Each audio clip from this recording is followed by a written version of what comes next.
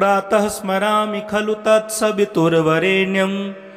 रूपं हि मण्डलमृचोऽथ तनूर्यजोंषि सामानि यस्य किरणाः प्रभवादिहेतुं ब्रह्माहरात्मकमलक्षमचिन्त्य रूपं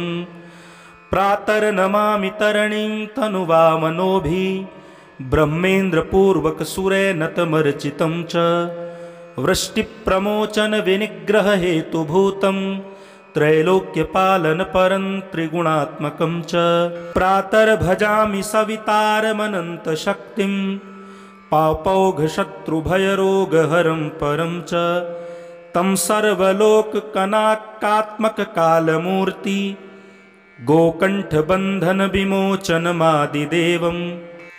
ॐ चित्रं देवानां मुद्गादनीकं चक्षुर्मित्रस्य वरुणस्याग्नेः आप्राद्या वा पृथिवी अन्तरिक्षं सूर्य आत्मा जगतस्थुषश्च प्रातः स्मरामि खलु तत्सवितुर्वरेण्यं रूपं हि मण्डलमृचोऽथ तनूर्यजोंषि सामानि यस्य किरणाः प्रभवादिहेतुं ब्रह्माहरात्मकमलक्षमचिन्त्य रूपं प्रातर्नमामि तरणीं तनुवामनोभिः ब्रह्मेन्द्रपूर्वकसुरेण तमर्चितं च वृष्टिप्रमोचनविनिग्रहहेतुभूतं त्रैलोक्यपालनपरं त्रिगुणात्मकं च प्रातर्भजामि सवितारमनन्तशक्तिं पापौघशत्रुभयरोगहरं परं च तं सर्वलोककनाकात्मककालमूर्ति गोकण्ठबन्धनविमोचनमादिदेवम् ॐ चित्रं देवानां मुद्गादनीकं चक्षुर्मित्रस्य वरुणस्याग्नेः आप्राद्या वा पृथिवी अन्तरिक्षं सूर्य आत्मा जगतस्थुषश्च प्रातः स्मरामि खलु तत्सवितुर्वरेण्यं रूपं हि मण्डलमृचोऽथ तनूर्यजोंषि सामानि यस्य किरणाः प्रभवादिहेतुं ब्रह्माहरात्मकमलक्षमचिन्त्य रूपं प्रातर्नमामि तरणीं तनुवामनोभिः ब्रह्मेन्द्रपूर्वकसुरेण तमर्चितं च वृष्टिप्रमोचनविनिग्रहहेतुभूतं त्रैलोक्यपालनपरं त्रिगुणात्मकं च प्रातर्भजामि सवितारमनन्तशक्तिं पापौघशत्रुभयरोगहरं परं च तं सर्वलोककनाकात्मककालमूर्ति गोकण्ठबन्धनविमोचनमादिदेवम् ॐ चित्रं देवानां मुद्गादनीकं चक्षुर्मित्रस्य वरुणस्याग्नेः आप्राद्या वा पृथिवी अन्तरिक्षं सूर्य आत्मा जगतस्थुषश्च प्रातः स्मरामि खलु तत्सवितुर्वरेण्यं रूपं हि मण्डलमृचोऽथ तनूर्यजोंषि सामानि यस्य किरणाः प्रभवादिहेतुं ब्रह्माहरात्मकमलक्षमचिन्त्य रूपं प्रातर्नमामि तरणीं तनुवामनोभिः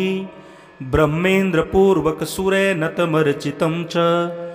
वृष्टिप्रमोचनविनिग्रहहेतुभूतं त्रैलोक्यपालनपरं त्रिगुणात्मकं च प्रातर्भजामि सवितारमनन्तशक्तिं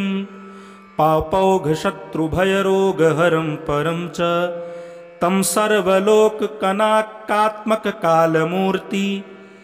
गोकण्ठबन्धनविमोचनमादिदेवम्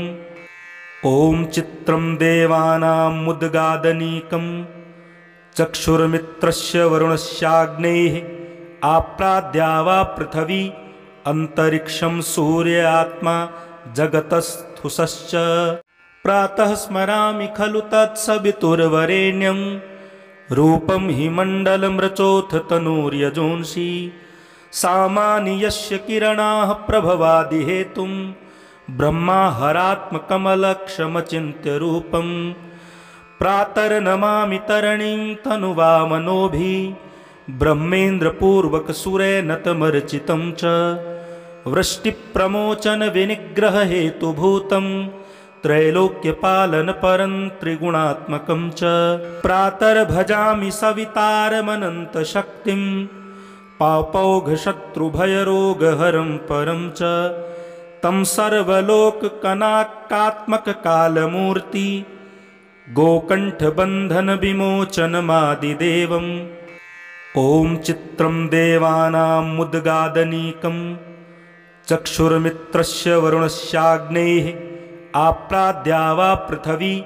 अन्तरिक्षं सूर्य आत्मा जगतस्थुषश्च प्रातः स्मरामि खलु तत्सवितुर्वरेण्यं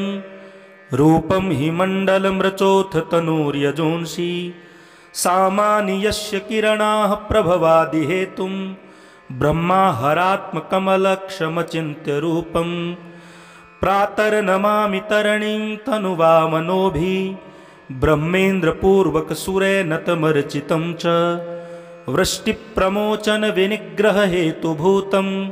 त्रैलोक्यपालनपरं त्रिगुणात्मकं च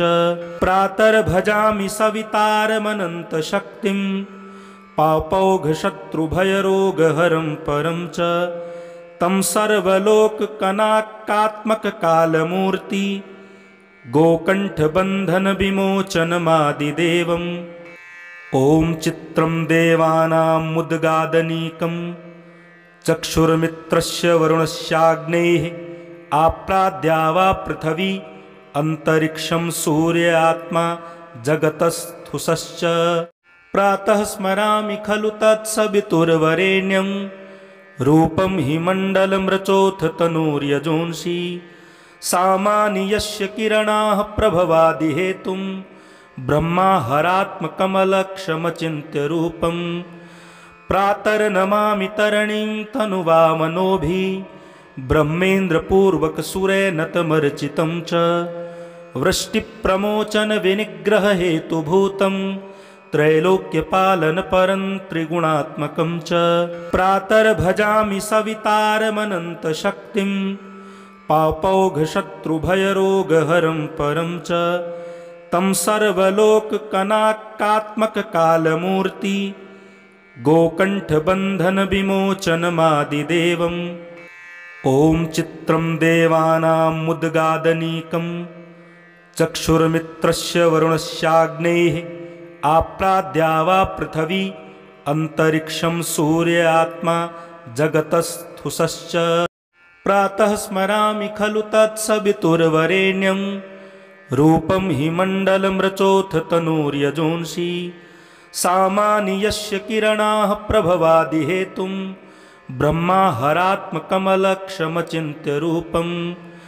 प्रातर्नमामि तरणीं तनुवामनोभिः ब्रह्मेन्द्रपूर्वकसुरेणतमर्चितं च वृष्टिप्रमोचनविनिग्रहहेतुभूतं त्रैलोक्यपालनपरं त्रिगुणात्मकं च प्रातर्भजामि सवितारमनन्तशक्तिं पापौघशत्रुभयरोगहरं परं च तं सर्वलोककनाकात्मककालमूर्ति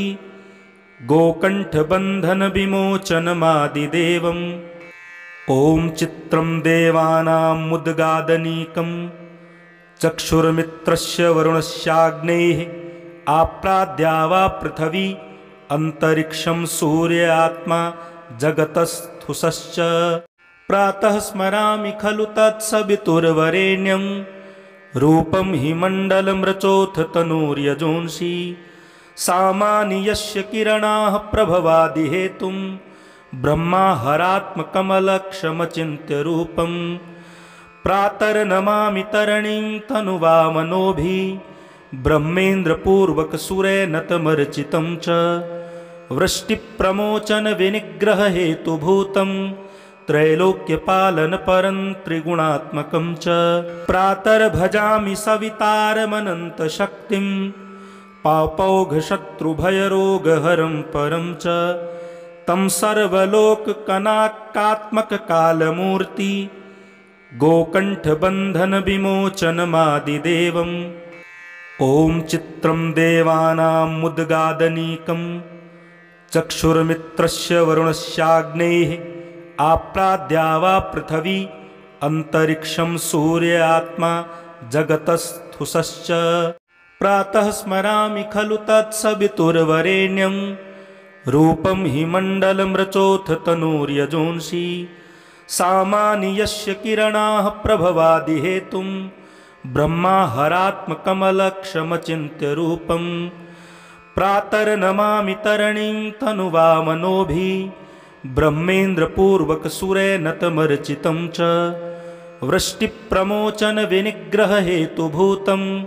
त्रैलोक्यपालनपरं त्रिगुणात्मकं च प्रातर्भजामि सवितारमनन्तशक्तिं पापौघशत्रुभयरोगहरं परं च तं सर्वलोककनाकात्मककालमूर्ति गोकण्ठबन्धनविमोचनमादिदेवम् ॐ चित्रं देवानां मुद्गादनीकं चक्षुर्मित्रस्य वरुणस्याग्नेः आप्राद्या वा पृथिवी अन्तरिक्षं सूर्य आत्मा जगतस्थुषश्च।